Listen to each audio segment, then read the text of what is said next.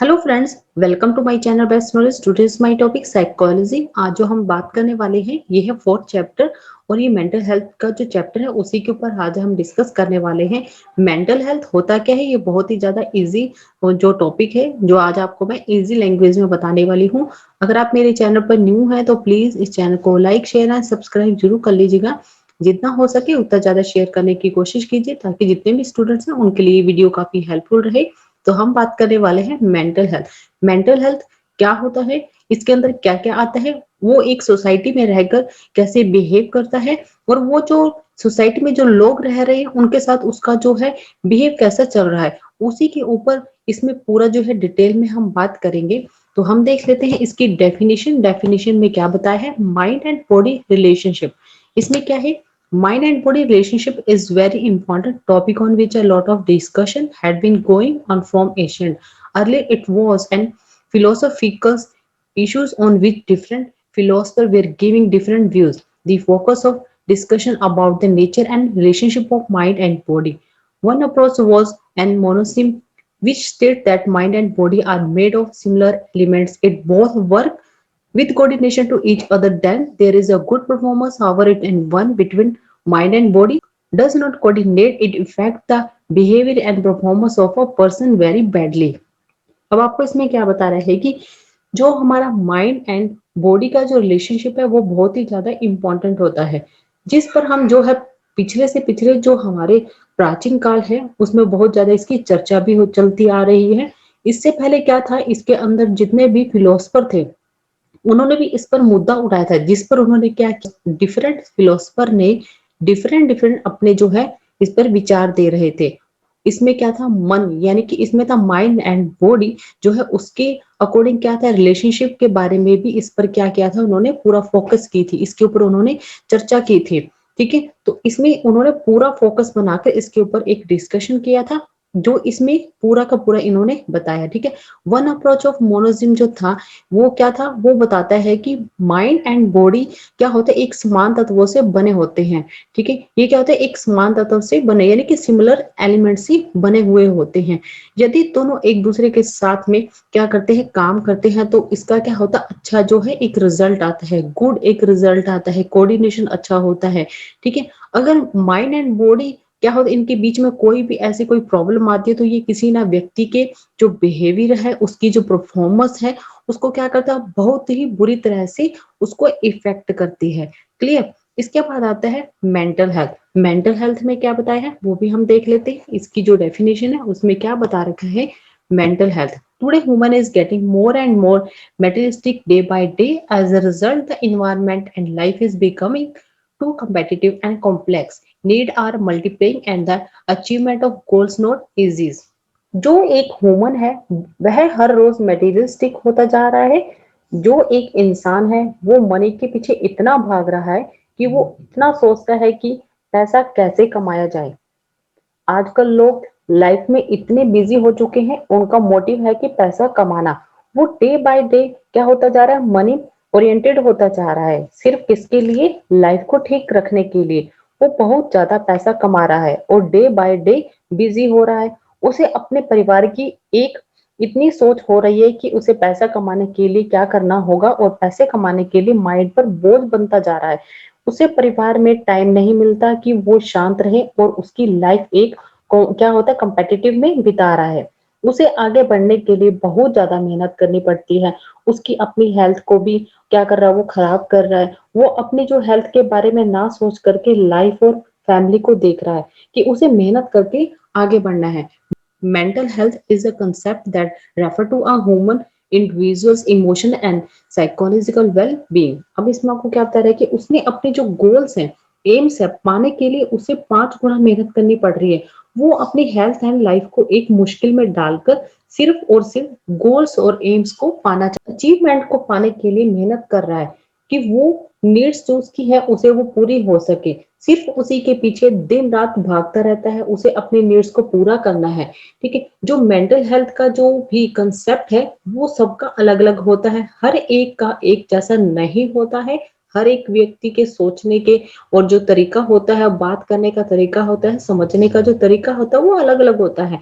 कई बार आपने अपने फ्रेंड सर्कल में बैठे हो तो आपने देखा होगा कि एक आपका जो फ्रेंड है अगर कुछ पॉजिटिव बात करता है, जो सेकंड जो पर्सन होगा वो नेगेटिव बात करेगा, क्योंकि उसकी जो सोच है एक तो नेगेटिव पर्सन है, सेकंड जो फर्स्ट है वो क्या है पॉजिटिव पर्सन है।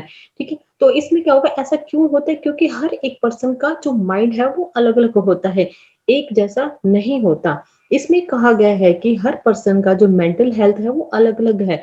ये इमोशनल एंड साइकोलॉजिकल वेल पर क्या करते हैं, मेजरमेंट इसको किया जाता है। जो एक पर्सन है किसी बात को लेकर इतना इमोशनल होता है कि उस पॉजिटिव और नेगेटिव की बात को लेकर कितना ही भड़क जाता है, वो इमोशनल हो जाता है, वो रिएक्ट करता है कि साइकोलॉजी लेवल पर वो क्या सोचता है और रिएक्ट क्या करता है, वो अपनी फैमिली मेंबर या सोसाइटी में कैसे रहता है और कैसा रिएक्ट करता है।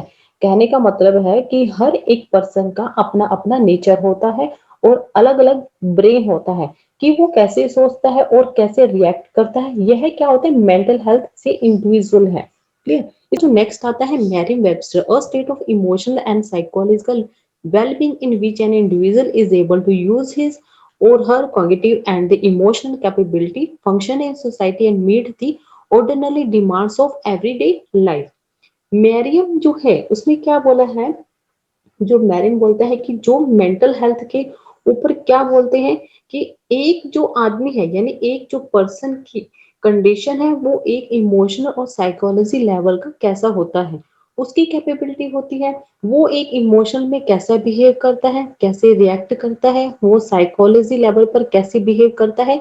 एक ह्यूमन का इमोशनल बिहेव को मेजरमेंट किया जाता है, ये सोसाइटी में कैसा बिहेव कर रहा है और हर एक व्यक्ति बिहेव होता है उसी लेवल पर उसे चेक किया जाता है कि वो कैसे एडजस्टमेंट करता है। अगर वो इमोशनल है तो वो कैसा रिएक्ट करेगा और अगर वो हैप्पी है तो वो हैप्पी होने के बाद कैसा रिएक्ट करेगा।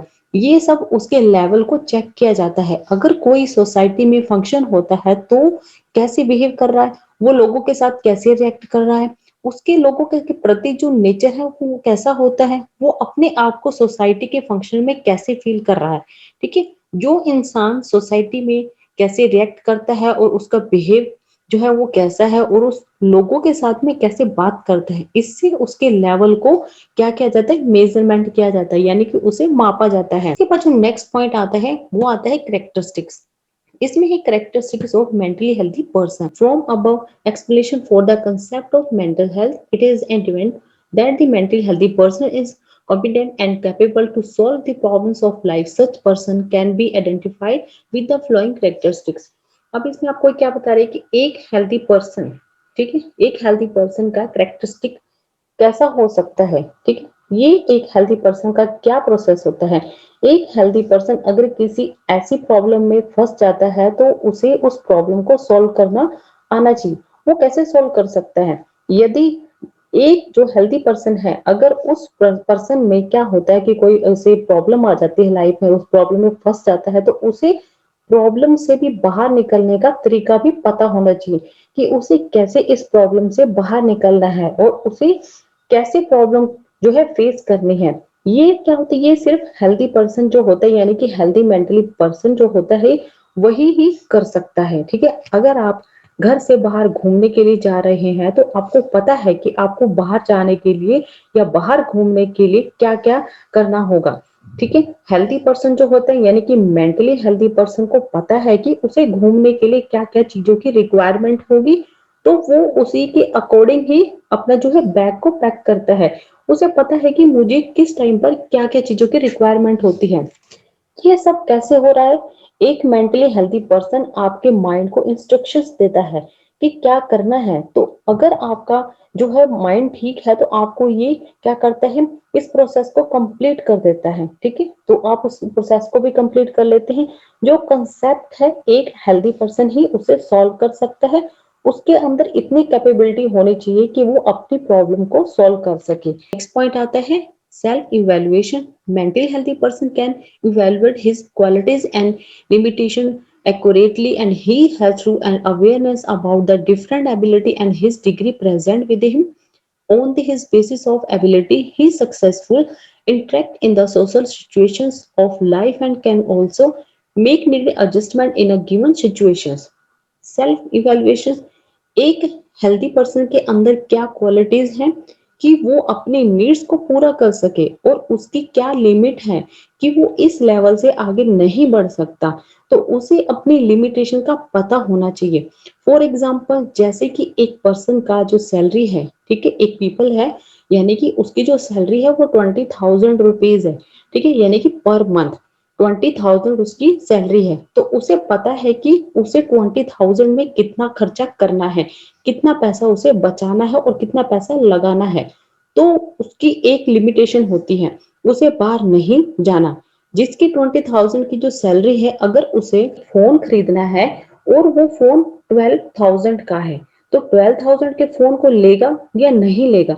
अगर वो लेगा तो उसे भी पता है कि अगर मैं इस फोन को परचेज करूंगा तो मेरी जो सैलरी है वो 20,000 है, उसके लिमिट से बाहर है ये फोन। तो उसके पास क्या होगा, अगर वो फोन खरीद भी लेता है तो उसके पास जो पैसा बचेगा उससे उसका घर का खर्चा नहीं चलेगा, तो इसलिए वो क्या करेगा, उसको वो नहीं परचेज करेगा। ऐसा क्यों? क्योंकि उसकी एक क्या होती है, रेंज से बाहर है वो सब चीजें, ठीक है। तो वो उसकी लिमिटेशन से फोन बाहर है, ज्यादा महंगा है, तो इसलिए वो नहीं क्या करेगा, परचेज नहीं करेगा। अगर वो उस फोन को लेता है तो उसकी जो सैलरी है, सैलरी से पैसा कम हो जाएगा, क्योंकि उसे पूरा महीने का जो है घर का खर्चा निकालना है, ठीक है। तो वो सब उसकी क्या है, लिमिट से बाहर हो जाएगा। उसे अपनी एबिलिटीज के लिए अवेयरनेस होना चाहिए कि वो कौन सी जो है कंडीशन पर है, उसके इसके बारे में भी पता होना चाहिए कि वो ये काम मतलब कर सकता है या नहीं। उसमें इतनी योग्यता होनी चाहिए कि सोसाइटी में कितना योगदान दे सकता है। अगर सोसाइटी में उसे कोई प्रॉब्लम आती है तो उससे प्रॉब्लम को सोल्व करना आना चाहिए। अगर उसके अंदर एडजस्टमेंट करने की कैपेबिलिटी नहीं है तो उसे क्या है, सोसाइटी में उस सिचुएशन में रहना आना चाहिए। अगर वो माइंड से ठीक है तो वो ये सब कुछ कर सकता है। क्लियर? इसके में नेक्स्ट आता है self confidence. Such person also feel self-confidence. He never lose heart in the thoughtful and situation of life. He faces the complexities and of the life with confidence and aim to be victors in these conditions. अब आपको इसमें बता रहे हैं कि self confidence का मतलब होता है कि अपने आप पर विश्वास। अगर एक व्यक्ति अगर मेहनत करके आगे बढ़ना चाहता है तो और वो लाइफ में आगे बढ़ना चाह रहा है, लेकिन उसे एक कोई डर हो जाता है, उस डर से वो पीछे हट जाता है, वो अपने मुकाम पर नहीं पहुंच सकता क्योंकि उसके अंदर एक डर बैठ जाता है। अगर वो उस डर को खत्म करके आगे बढ़े तो वो अपनी लाइफ को क्या कर लेगा, बहुत ही स्मूथली तरीके से उसे मतलब सेट कर सकता है, ठीक है।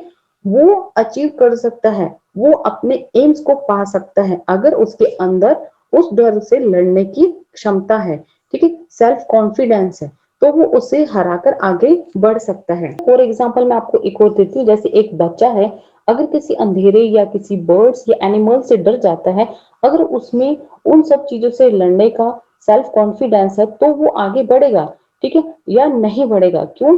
तो वो आगे बढ़ेगा तो वो क्या करेगा, वहीं रुक जाएगा। कहने का मतलब ये है कि अपने गोल्स एम्स को पाने के लिए सेल्फ कॉन्फिडेंस होना चाहिए। अगर आपने एक चीज को ठान लिया है कि मुझे यही बनना है तो आपको क्या है, आपको अंदर सेल्फ कॉन्फिडेंस होना बहुत जरूरी है। अगर ये है तो आप हर एक चीज की जो हर एक मुश्किलों को आसानी से पार करते हुए आगे बढ़ सकते हैं। आपको कोई भी डर नहीं सताएगा, ना ही किसी चीज की कोई टेंशन होगी।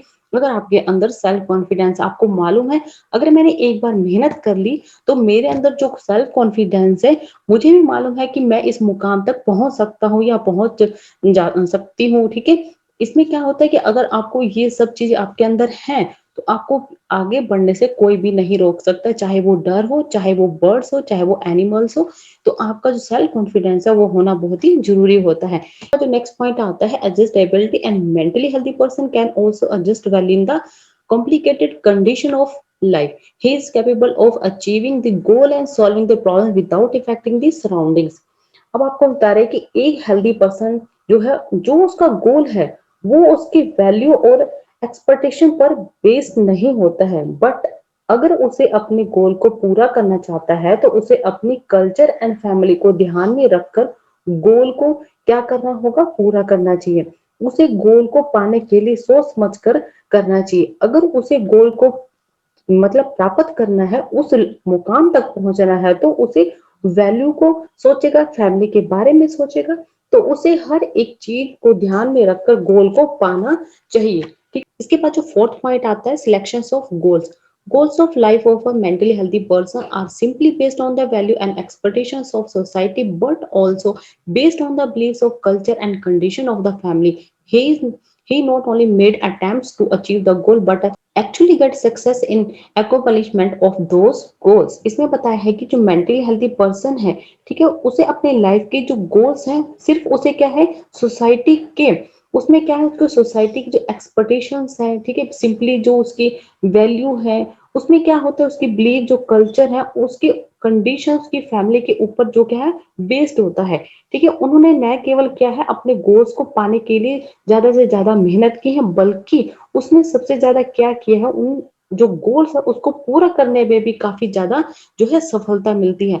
अगर आप किसी चीज को पाना चाहते हैं, जैसे आपने कोई फॉर एग्जाम्पल आपने जैसे कंपटीशन का जो है एग्जाम दिया है, और आपने क्या किया, आपको भी पता है कि जो मेरा सिलेक्शन है उसमें हो जाएगा, तो मुझे भी पता है कि मेरा जो 100% जो है एग्जाम बहुत ही अच्छे तरीके से हुआ है। आपको भी उस चीज पे बिलीव है कि जो मैंने एग्जाम दिया है वो बहुत ही अच्छा गया है, मुझे भी मालूम है कि वो मैं उसमें अच्छे मार्क्स ले सकता हूँ या ले सकती हूँ। तो आपको पता है, क्योंकि आपने बहुत ज्यादा मेहनत की है। अगर आपने मेहनत नहीं की होती तो आपको क्या होता, आपको भी पता होता है कि इसमें मेरा सिलेक्शन नहीं होगा। तो वो क्या होता है, तो अगर आप उस गोल को पाना चाहते हैं, अगर आपने बहुत ज्यादा मेहनत की है, तो आपका 100% सिलेक्शन होगा। अगर आपने नहीं की मेहनत, तो आपका सिलेक्शन नहीं होगा। गोल को पाने के लिए आपको बहुत ज्यादा जो है, अगर आप मेहनत करेंगे तो आपको सफलता भी जरूर मिलती है। इसके बाद जो फिफ्थ पॉइंट आता है, emotional stability. Emotional stability is another important identity of the mentally healthy person. He has such as a strong control emotion that emotion are expressed according to the need and demand of situation. It is not that his behavior is under the influence of the any one emotion, but his behavior is degree and varies very stability from situation to situations. अब आपको ये क्या बता रहा है, emotional stability में एक mentally healthy person में इमोशनलिटी स्टेबिलिटी होनी चाहिए, उसके अंदर गुड क्वालिटी होनी चाहिए। ठीक है, उसके अंदर यानी कि क्या हो, उसके इमोशन क्या होते हैं, happy, sad and very happy. इस टाइप के अगर आपको लाइफ में आता है तो उन पर उसे कंट्रोल करना आना चाहिए। ठीक है, उस पर आपको क्या है, कंट्रोल करना आना चाहिए। कई बार आपने देखा होगा कि ज्यादा हैप्पी हो तो उसके माइंड जो है वो इस टाइप का हो जाता है कि इंसान को इंसान नहीं समझता। तो इसलिए कहा गया है कि लाइफ में अगर कोई भी ऐसा मोमेंट आता है तो उसे कंट्रोल करना आना चाहिए। अगर उसे ये सब कंट्रोल करना नहीं आता तो उसकी जो नीड्स है वो डे बाय डे चेंज होती रहती हैं। अगर उसका इमोशनल पर अच्छा कंट्रोल होता है तो उसकी नीड्स और डिमांड्स को भी इस उस सिचुएशन में हैंडल कर सकता है। तो उसे कंट्रोल करना आना चाहिए। किसी भी टाइप का कुछ भी इमोशनल अगर आपको इन केस हो भी जाता है तो उस पर आपको कंट्रोल करने का जो है तरीका पता होना चाहिए, कंट्रोल करना आना चाहिए। आप उसे जो है कैसे कंट्रोल कर सकते हैं। ठीक है, आपका बिहेव जो है, इमोशनल जो है, आपका जो बिहेव है वो कैसे करता है, उस पर आपको कंट्रोल करना आना चाहिए। इसके बाद जो 6 पॉइंट आते हैं, sexual maturity. It is the another characteristics of mentally healthy person that he sufficient sexual maturity, he satisfy his sexual needs within the socially approved way the source, he lives his wife as a cultured person।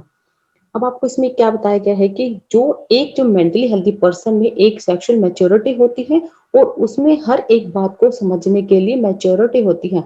अगर वो society में रहता है तो उसकी जो sexual needs है वो भी पूरी होती है। ठीक है, पर सोसाइटी के भी जो रूल्स होते हैं उसके अकॉर्डिंग मैच्योरिटी होनी चाहिए। क्लियर, तो इसमें क्या होता है कि आपको बता रहा है कि आपके अंदर जो है मैच्योरिटी होनी बहुत ही जरूरी है। अगर आपको सोसाइटी या कल्चर के अंदर रहना है तो मैच्योरिटी होना बहुत ही जरूरी होता है। इसके बाद जो 7th पॉइंट आता है, satisfaction in accomplishing task। He not only tasks with in sincerity and honesty, but also feels certifications in the working and accomplishing the taken task. He always feels the pleasure in doing work. He does not take any task half heartedly. अब इसमें आपको बता रहा है कि वो भी AIIMS है, ठीक है, जो उसके गोल्स हैं उसे पूरा करके ही अगर वह सेटिस्फिकेशन होता है या नहीं होता। अगर आपने कोई ऐसा टास्क लिया है, अगर उसके उस काम को लेकर सेटिस्फिकेशन होती है, तो आप उसे पूरा करेंगे। ठीक, एग्जाम्पल जैसे आप ऑफिस में काम करते हैं, अगर आपने उस काम को बहुत ही अच्छे तरीके से करके दिया, आपको भी पता है कि आपने उस काम को बहुत ही 100% जो है अच्छे से दिया है, ठीक है, तो आपका जो बॉस है उस वर्क को क्या करता है, चेक करता है। तो जो आपने काम किया है उसे क्या करता है, बॉस गलत बता देता है और आपको जो है डांट भी पड़ती है। उस पर क्या होता है, आपको पता चलता है कि आपने उस काम को जो है 100% ठीक किया है। तो आपको अंदर से सर्टिफिकेशन दे रहा है कि आपने जो है काम अच्छे से किया है। पर गलत कैसे हुआ?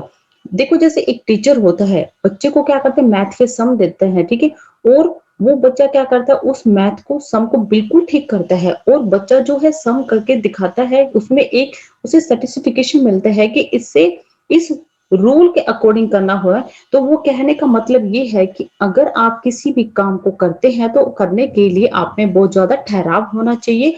उसी काम करने से क्या होता है, कुछ अच्छा लगना चाहिए और उसमें ईमानदारी होनी चाहिए उस काम को करने के लिए, नेगेटिव थिंकिंग नहीं होना चाहिए। अगर आप कोई भी ऐसा काम करते हैं, आपको जो है वो दिल से करना चाहिए, ठीक है। अगर आपका दिल ही नहीं है उस काम को करने के लिए, आप उस काम को कर रहे हैं, तो आपका क्या होगा, वो काम क्या है, गलत होगा, वो ठीक नहीं होगा। जिस चीज में आपको इंटरेस्ट ही नहीं है तो आप उस चीज को कैसे ठीक कर लेंगे? अगर हम एक बच्चे को, जो जिस बच्चे को इंटरेस्ट है कि उसे डॉक्टर बनना और हम उसे इंजीनियर बना रहे हैं, क्या उसका इंटरेस्ट इंजीनियर होने बनने में हो पाएगा? नहीं, क्योंकि उसे डॉक्टर बनना है। उसका जो एक माइंड चल रहा है वो कहाँ चल रहा है कि उसे अपना जो एम है कि डॉक्टर बनना है और हम उसे इंजीनियर बना रहे, तो उसका जो सेटिस्फिकेशन उसको नहीं मिलती है कि मुझे ये करना है और मुझे क्या करवाया जा रहा है। उसके अकॉर्डिंग ही बोला गया है, अगर आपको कोई भी चीज करनी है तो आपको जो है दिल से करना है। नेगेटिव थिंकिंग बिल्कुल भी नहीं लेके आनी चाहिए। पॉजिटिव थिंकिंग से जो भी काम करना है, पॉजिटिव थिंकिंग से ही करना है। काम कर रहे हैं बहुत ही बढ़िया तरीके से होगा। अगर आपका मन नहीं है, उस काम को छोड़ देना चाहिए, उस चीज को नहीं करना चाहिए, इससे आपका ही नुकसान होगा, ठीक है। इसके बाद आता है रेगुलर लाइफ आती है। इसमें क्या बताया गया है, mentally healthy person live a regular life from morning to night daily. His work and interactions with other, eating, dress up, everything is regular according to the value and beliefs of culture and society. इसमें क्या होता है, एक है mentally healthy person की life कैसी होती है। हम हर रोज मॉर्निंग में जल्दी उठकर हम अपनी लाइफ में इतनी बिजी हो जाते हैं कि हमारे पास एक दिन का जो वक्त होता है उसमें ही हमें क्या होता है, अपना काम को पूरा करना होता है। उसे हम एक ही दिन में पूरा करना चाहते हैं। जैसे हम सुबह उठकर पहला काम होता है कि हम जो है वॉक करते हैं, टी लेते हैं, खाना खाते हैं, ठीक है, तो हम न्यूज़पेपर रीड करते हैं। तो इसमें क्या होता है, हमारे जो रेगुलेशन जो वर्क होता है, रेगुलर जो वर्क होता है, हम मॉर्निंग टू नाइट तक लगातार क्या करते हैं, डे उसे वर्क करते ही रहते हैं। और हम सोसाइटी के अकॉर्डिंग एवरीथिंग रेगुलर जो है ड्रेसअप को भी क्या करते हैं, चेंज करते हैं। इसमें क्या होता है, एक मेंटली हेल्दी पर्सन की लाइफ कैसी होती है, हम हर रोज मॉर्निंग में इतनी जल्दी उठकर अपनी जितनी भी हमारे वर्क होते हैं उसे हम जो है निपटाने की कोशिश करते हैं। एक दिन हमारा जो है टाइम मिलता है, जो हम मॉर्निंग से लेकर नाइट तक उस काम को करते रहते हैं। जो भी हमारा काम होता है उसे हम एक ही दिन के अंदर जो है फिनिश करने की कोशिश करते हैं। जैसे हम मॉर्निंग में उठते हैं, जैसे न्यूज़पेपर पढ़ना, टी पीना या फिर वॉक करना। इसमें क्या होता है, ड्रेसअप जो एवरीथिंग रेगुलर चेंजिंग है, उस जो क्यों होता है, वो सोसाइटी का जो कल्चर है, वैल्यू बिलीफ है, उसके अकॉर्डिंग हमें जो है सब कुछ करना पड़ता है, क्योंकि हमारा एक रूटीन हो जाता है, उसे हम पूरा करते हैं, ठीक है। सोसाइटी के अकॉर्डिंग एवरीथिंग रेगुलर जो है ड्रेसअप को भी चेंज करना होता है, क्योंकि हमें उस सोसाइटी में रहना होता है। नाइन्थ पॉइंट आता है एब्सेंस ऑफ एक्सट्रीमिज्म, ठीक है। इसमें ही mentally healthy person lack extremism in the desire and wishes. He does not desire for the excessive money, respect and honors. His desire are retained with and moderate limits.